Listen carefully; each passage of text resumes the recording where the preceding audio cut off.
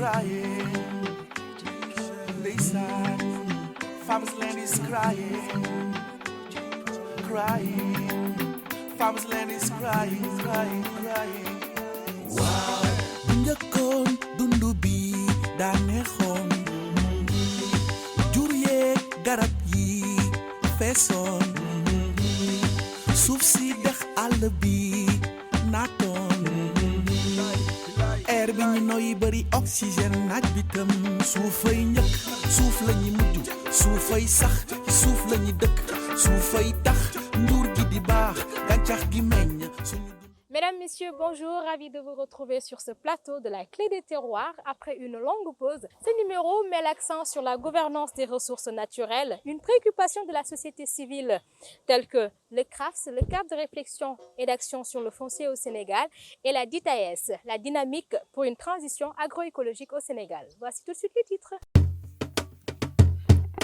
Des organisations engagées pour des modèles de gouvernance durable des ressources naturelles, foncier, eau et forêts, et des politiques de développement garantissant la souveraineté et la sécurité alimentaire des générations actuelles et futures. Il sera question de revenir sur les actions menées par ces deux organisations en termes de participation au processus de formulation du document de politique foncière nationale et de la contribution pour une transition agroécologique au Sénégal. L'État sera interpellé sur ce document de politique foncière toujours en suspension. Il devient urgent de finaliser cette réforme. C'est l'une des solutions phares au conflit foncier plus noté au Sénégal, mais dans ce numéro, la nécessité est de revoir notre système de production et de consommation. Les enseignements tirés de la Covid-19 nous exigent de revoir les politiques de production pour la reconstruction de notre souveraineté alimentaire. Voilà le sommaire de ce numéro 14 de votre magazine La Clé des Terroirs. Le développement, c'est dans une poignée de secondes.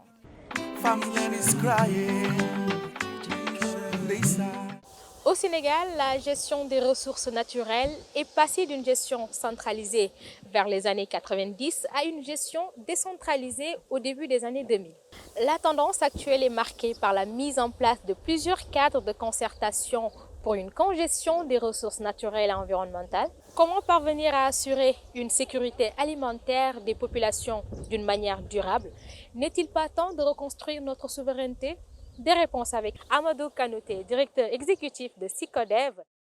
En tant que consommateurs, nous devons aussi être responsables.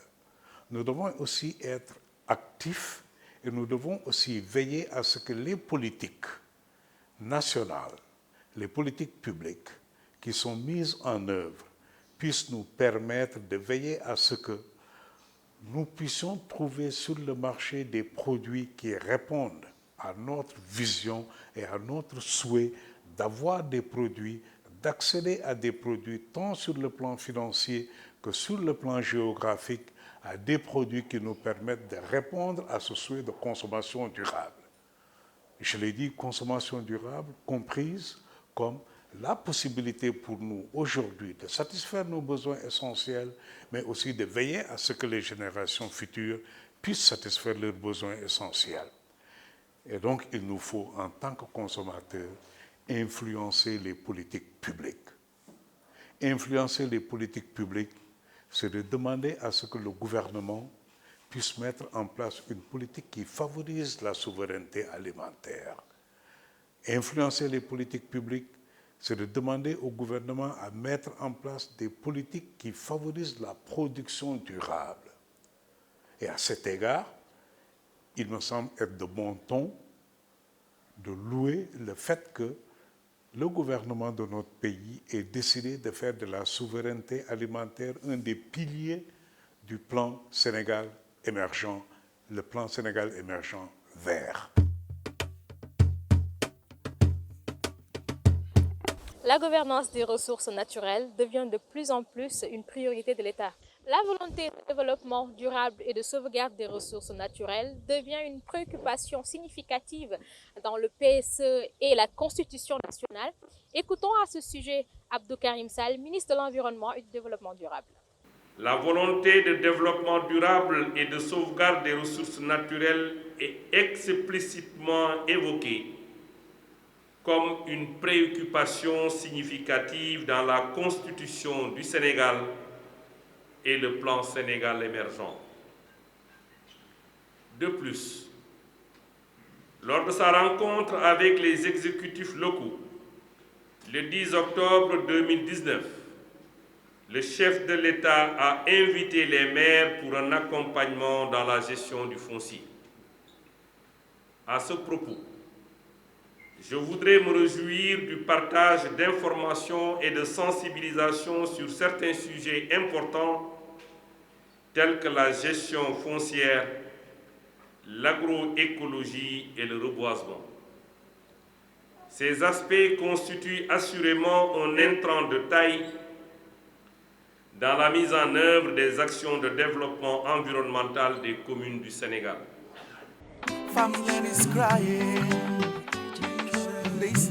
Le dossier de ce numéro porte sur 2 activités phares organisées pour une meilleure gestion foncière, seul gage de paix durable et de développement socio-économique. Il s'agit du CRAFS, le cadre de réflexion et d'action sur le foncier au Sénégal, en tant que structure ayant longtemps travaillé dans la politique de gestion foncière. Suivons les éléments de cette table ronde. Réformer n'est pas quelque chose qu'on fait en un jour, c'est tout un processus et les choses évoluent, les enjeux sont différents. Donc aujourd'hui, si nous voulons aider l'État, parce que notre rôle quand même, c'est de veiller et d'accompagner l'État à dialoguer. Nous ne sommes pas là pour faire la guerre à l'État. Je pense que notre rôle, c'est de jouer le rôle de contre-pouvoir, d'apporter des contributions. Il y a d'autres institutions qui sont capables, d'autres acteurs de la société civile, qui ont la possibilité de sortir, crier et de taper sur la table. Nous, ce que nous voulons apporter en plus, c'est vraiment de faire des propositions. Et on salue la position de l'État et c'est la volonté de l'État à le faire. Le travail se poursuit et l'idée, c'est vraiment qu'on puisse continuer à dialoguer avec l'État et à pouvoir leur fournir les instruments nécessaires, les outils nécessaires pour parvenir à une réforme adéquate. C'est pour cette raison que le CRAF estime que seule une réforme foncière inclusive et une volonté réelle de faire appliquer les textes peuvent apporter des réponses adéquates à ces conflits fonciers récurrents. L'État a entamé depuis les années 90 un processus de réforme qui n'a toujours pas abouti. À son arrivée au pouvoir en 2012, le régime en place avait manifesté sa volonté d'aller de l'avant sur la réforme foncière, une réforme phare du plan Sénégal émergent. Le CRAFS avait salué cela et pendant 5 ans, il a pris part au processus de réforme foncière qui s'est voulu inclusif avec la mobilisation des différents acteurs à tous les niveaux.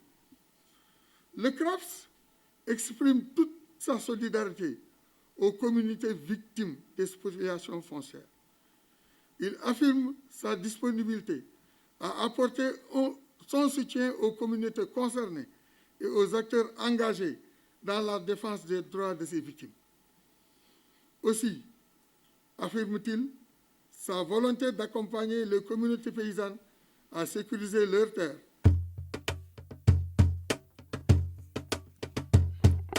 En plus de la société civile, d'autres acteurs incontournables de la gouvernance foncière unissent leurs forces pour la sauvegarde des ressources naturelles, la biodiversité et le développement durable. Il s'agit du réseau des villes et communes vertes du Sénégal, REVES. Ce réseau porte le combat sur plusieurs sujets tels que la gestion foncière, l'agroécologie, le reboisement, entre autres. Suivons Omar Ba qui revient sur l'activité de cet atelier qu'avait organisé le REVES. La gestion du foncier et la gestion des ressources naturelles est une préoccupation majeure pour toutes les composantes de la société. C'est cette prise de conscience qui a amené le réseau des villes et communes vertes et écologiques, qui est composé de maires, de 150 maires aujourd'hui, à vouloir élaborer une charte de bonne gestion foncière. Cette charte, qui s'appuie sur les instruments internationaux et sur des conventions sur la bonne gestion et sur la bonne gouvernance, qui s'appuie aussi sur une vision clairement définie par le chef de l'État, a voulu élaborer une charte qui est un certain nombre de principes et de règles auxquels les maires s'engagent pour assurer une bonne gestion, une gestion transparente du foncier au Sénégal.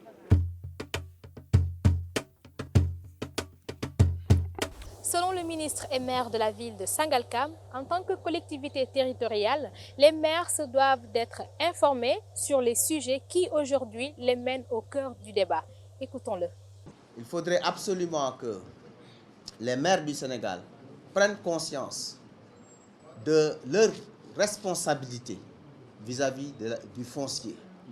Il y a beaucoup de problèmes dans le foncier, énormément de problèmes dans le foncier au niveau du Sénégal. La responsabilité des exécutifs locaux, des maires, je crois que c'est important que nous les maires, nous prenions conscience que c'est une responsabilité qui est au niveau de nos épaules. Nous devons faire très attention avec le foncier, penser aux générations actuelles et aux générations futures, mais également beaucoup plus de responsabilités par rapport à la relation que nous avons également avec le foncier.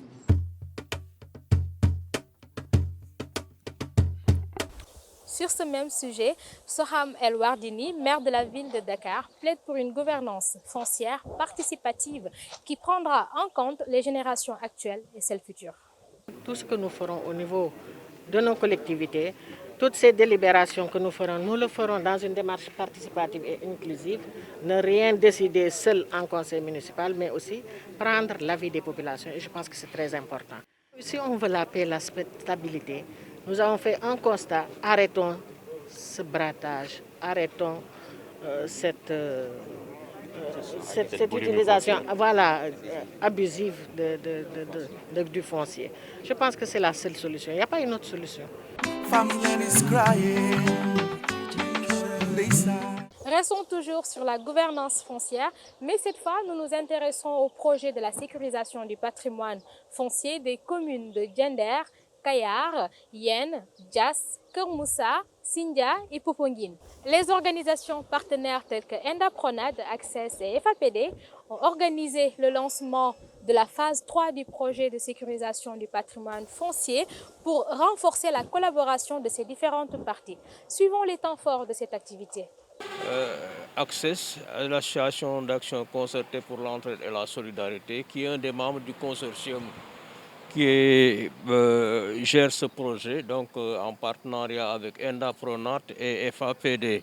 Ce consortium en fait intervient sur 7 communes dans le triangle Dakar-Thiès-Mbour, qui est caractérisé par une situation foncière assez particulière du fait des fortes sollicitations de la part de grands projets de l'État, mais aussi de certaines entreprises d'immobilier, donc des miniers, du tourisme, donc un certain nombre d'enjeux qui fait que nous avons réfléchi avec notre partenaire HEX EPR donc, pour concevoir ce projet foncier. Un projet de sécurisation foncière des populations au niveau de 7 communes du triangle Dakar-Thiès-Mbour, qui est une zone assez dense, en tout cas sur le plan des dynamiques foncières. On sait que déjà c'est une zone à vocation agro-pastorale. Les communautés qui avaient des activités pastorales et agricoles, surtout l'activité maraîchère et agricole, on sait que c'est une zone à vocation minière avec l'installation des 3 industries extractives les plus connues en tout cas, ou les seules qui œuvrent dans la fabrication de ciment par exemple. Ciment Dangote, Socosim et Ciment du Sahel. C'est une zone également à vocation touristique, surtout au niveau de la Petite Côte.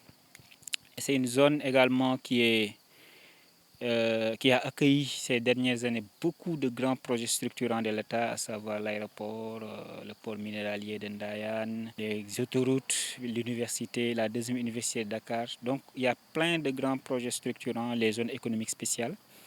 Et tout ça ne fait que renforcer ce dynamisme foncier et cette probabilité, en tout cas, de conflit entre les différents usagers. Ce projet est aujourd'hui dans sa toute 3e phase. Et les 2 présentes phases ont porté sur l'accompagnement des populations pour la sécurisation des terres qu'elles exploitent. et aussi dans un contexte de réforme foncière pour que les populations puissent apporter leur contribution dans le document de réforme foncière. Et ces 2 premières phases maintenant ont donné des résultats importants, mais quand même il y a une partie importante qui est la réforme foncière, qui est toujours dans un processus qui n'a pas encore abouti.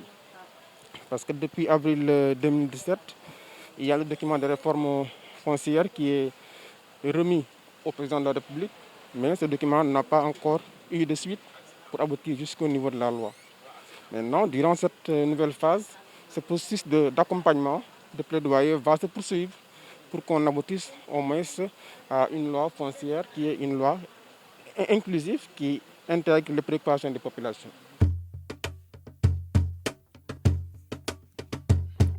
Une réforme foncière participative et inclusive est l'une des solutions phares pour mettre fin au conflit foncier. Pour Mariam Sow, l'État doit poursuivre la réforme foncière. Le plaidoyer du mois.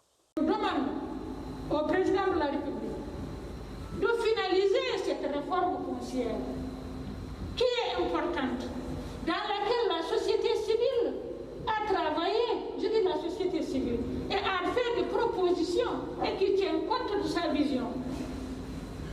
Il faut qu'on arrive à finaliser cela parce que aussi nous sommes tous au Sénégal, nous suivons l'actualité, nous savons ce qui se passe. Donc le foncier aujourd'hui, en tout cas, doit être une préoccupation fondamentale de notre pays, tout en tenant compte de la diversité des activités que je viens de dire, l'agriculture, l'élevage et l'espace, parce que nous avons besoin d'un cadre de vie agréable. Donc nous avons besoin de finaliser cette réforme foncière autour de laquelle il s'est engagé. Et je sais que l'agroécologie qu'il porte ne peut pas évoluer sans une gouvernance transparente de nos ressources naturelles. C'est sur ce cri de cœur que se termine ce numéro de la Clé des Terroirs. Merci de l'avoir suivi, merci de votre fidélité, merci aux partenaires Hexeper, Endapronat, Access, FAPD et Wobin.